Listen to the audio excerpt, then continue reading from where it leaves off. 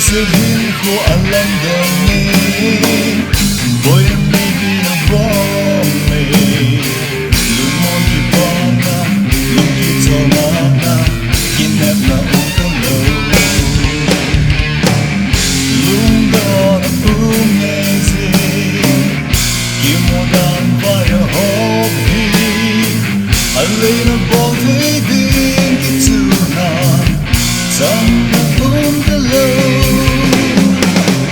thương người vai hôm đêm cái chữ nào đam mê lấy chữ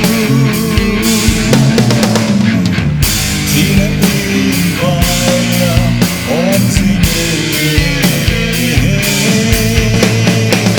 khi ngày đi nào hơi lắm vai thơm hít tâm khi hết thêm nào mùa vắng lẽ và hít tâm khi ngày đâm nào không chỉ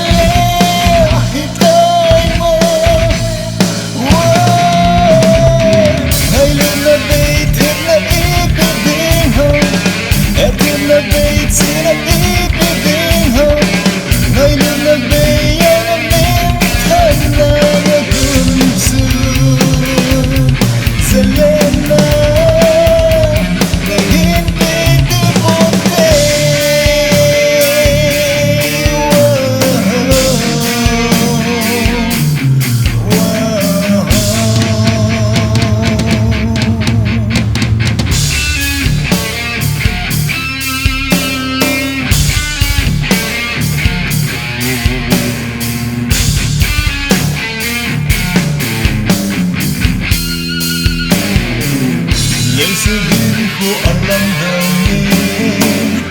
lúc gần đây đi nó bỏ mày thì chắc phải sớm na anh còn đừng lo na năm nay đi nó dấu ta